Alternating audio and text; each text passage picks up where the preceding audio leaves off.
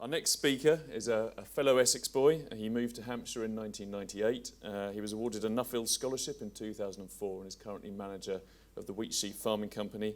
Most of you will know that he won the Farmers Weekly Arable Farm of the Year award in 2015, largely in recognition of his huge effort to improve soil health on the farm. David now sits on the steering group for our Basingstoke Monitor Farm, and he's going to tell us about some of the different challenges he's facing. So, David Miller.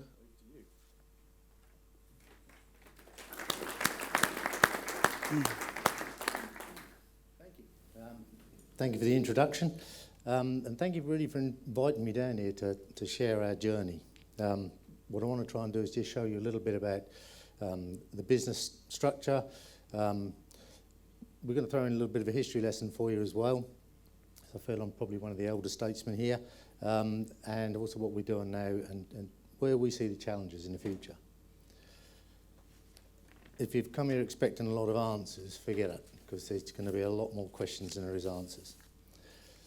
So at the moment, we're covering 3 farms. We're farming around about 2,000 acres, just under. It's all grade 3 land, chalky loam over chalk, plenty of clay cap, lots of big flints.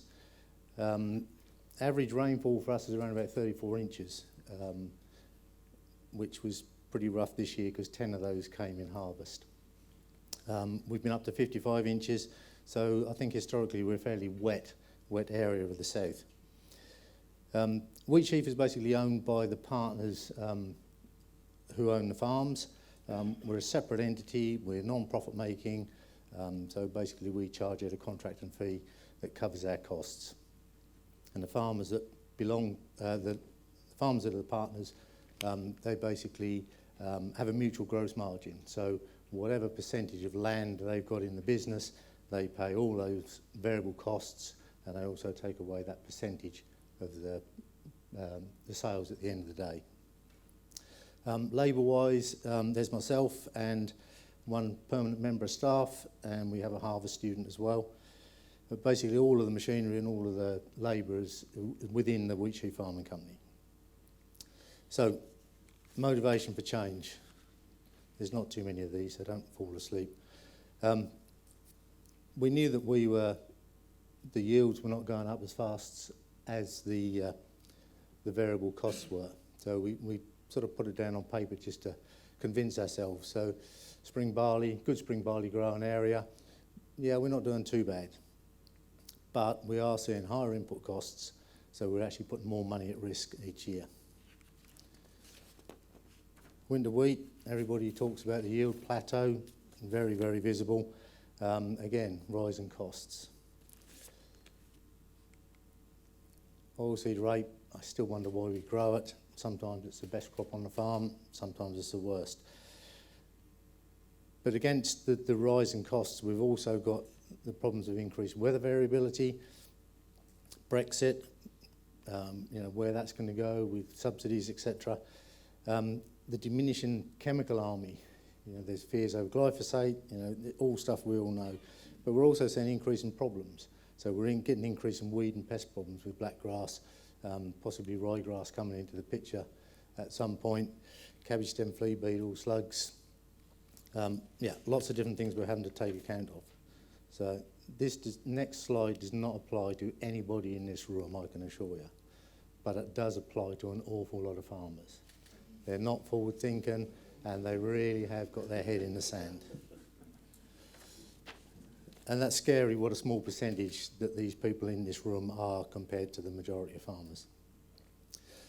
So we'll have a bit of a history lesson. 1975, the year I first started full-time on the farm, Ford 7000. We didn't have one, but by God, we wanted one. That was a wonderful tractor. I'm now in my 43rd year of farming, and probably one of the biggest influences that we had was in 1977, when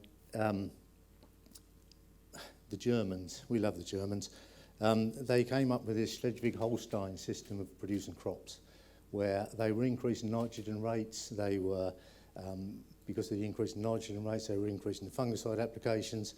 So it was, something new that we were looking at. So and I'm not sure this is actually where we've made big advances, or if this is where we should actually step back to. But the math figures for 1977 was the average yield of wheat was 4.9 tonnes a hectare. And that was varieties like Hobbit, Huntsman, things like that. And within the 5 years, going over to this system, that took it up to 6.15. So it's 25% in 5 years, which is pretty phenomenal. Nitrogen rates increased on average from about 115 kilos to 165 kilos. And the fungicide structure was really a T1, a T2, and if you were growing a milling wheat, you put a T3 on. So I think, yeah, yields definitely increased. Interestingly, we've only gone up 40% in yield since that time, in the last 35 years. So are we falling off a cliff a little bit? We're now talking about, with RB209, over 200 kilos of nitrogen going on. If you want milling wheat, it can go up to anything around 300 kilos. As far as fungicides go, we hear about a pre-T0, a T0, a T1. If we think there's going to be a big gap, a T1.5, T2, T3. If that's a wet autumn or a wet late summer, we have a T4. So is this really, are we really advancing anywhere at all? And all of these inputs are inorganic. So I think we, along with a lot of other farmers, we became morons. So whatever we felt we were doing, if it didn't work, we chucked a bit more on. So in a nutshell, what are we doing? We had a conversion over to cover crops. We started in 2010, and we've continued with that. The whole farm went over to cover crops about 3-4 years ago. This is an early mix for us. It's got a lot of legumes in it. There's Phacelia in there, Berseem clover, vetch and lupins, a lot of other things, the usual stuff that I'm sure a lot of you guys know about as well. We've moved the cost of these down to about £20 a hectare. And we've had one or two things that we definitely don't do at the moment, and one is we don't put any brassicas in. We had enormous problems with slugs 2 or 3 years ago, so we're doing everything we can not to encourage them. And a fact I learnt the other day is if you Google what animal has the most teeth in the world, it's a slug. I didn't know that. So no brassicas, and also we don't put any cereals in. If we've got a cereal crop following this, we won't put any cereals in there. That's a later cover crop. We like a few spring beans in there. We're not concerned if things start to die off through the season, because we're actually, we want to start that process of breaking down in the soil as early as we can. Next thing we did, we could see the advantage of cover crops, so then we went to a zero till. I'm not going to get into big discussions about drills, but our system of establishment now is, this is a second wheat after spring wheat. We go through with a straw rake, and that's more to disrupt any slug nests and that we've got there. One go through with a drill and one roll. And we get it down to about 20 to 25 minutes a hectare to actually establish a crop. And that's done for, depending how many times we straw rake it, anywhere between 10 and 15 litres of diesel. We've moved to a wider rotation. We're trying to work on about 50-50, so we have 50% of our farm in winter crops and 50% in spring crops. The cover crops provide a fair bit of diversity in what we're growing, but we're also growing with various amounts of success, beans, linseed, peas, oilseed rape, which has a companion crop with it, winter wheat, winter barley and spring wheat. So we're trying to extend the rotation out. So, easy peasy, learning curve. Learn as you go and everything will get better. Fantastic. Bit of a shock. That's actually your realistic learning curve. Where we started in 2010 with the motivational trigger, we had a lot of inflated expectations. And by the time we got to 2015, we were sat right down in the bottom there. And I think we're now starting to climb out.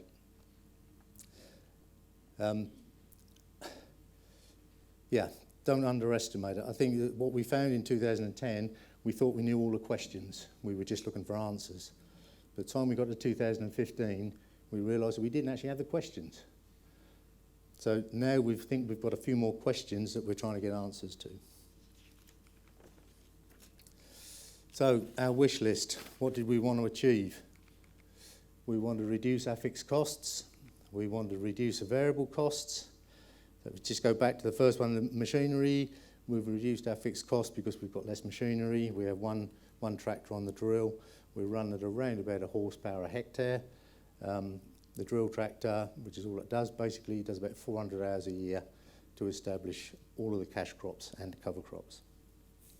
And that's taken our diesel usage down from, we were around about 85 litres a hectare, we're now down to somewhere between 60 and 65 litres a hectare. That's a global figure of the whole of the business. So that's taken all of the diesel we buy divided by the hectares we farm. Variable costs we've reduced. We haven't put any potash on for 3 years, which was concerning our fertiliser company somewhat, who came out and did some soil testing, and unfortunately they found that our indices were better than they were 3 years ago. So we're going to look at that further across the whole farm. We're finding we're overspraying less for blackgrass. Blackgrass is an issue for us. We're overspraying less, so that's a saving. And also, very unscientifically, we've cut our nitrogen usage back by 10% across the board. Where that'll go with yield, we're not too sure yet. But it doesn't seem to be too detrimental at the moment. Building resilience into the business. Yeah, less money tied up in the fixed costs, less money at risk each year out in the field, which is only really relevant as long as you're not seeing your yield drop off. Building resilience into the soil. A lot of talk amongst the monitor farms about soil and the life within the soil. We've had some pretty in-depth soil studies done, which is looking at everything that's in the soil, from nematodes, bacteria, fungi, everything, between fields that have been in the system longer and fields that haven't been in the system as long. And we can see that we're actually getting the balance between bacteria and fungi as becoming a little bit better. So hopefully we're going to have less pests. We're also seeing a better infiltration of rainfall, and by having crops in the ground 12 months of the year, we're also seeing a lot more photosynthesis, so hopefully we're pushing more carbon back into the soil. Producing nutritious food. This is a little soapbox of mine. In 1946, a chap called Edward Faulkner produced a book called Plowman's Folly. He was an American agronomist, and if ever you get a chance to pick one up off of eBay, read it. It's absolutely fascinating. And his real strapline was, if you have healthy soils, you produce healthy crops. If you have healthy crops, you produce healthy food. And if you have healthy food, you create healthy people. And I'm not convinced that what we're doing at the moment with the varieties that we've got, we're actually producing nutritious food. And this came up yesterday on someone's presentation as well. Fulfill and enhance environmental role, that's going to be a part of what everybody has to do anyway. We're achieving our EFA by having 4 metre pollen and nectar mix around every field. So that's helping a lot with beneficials. We're seeing a lot more spiders, we're seeing a lot more birds. Yeah, it does really seem to be helping. So what are the challenges?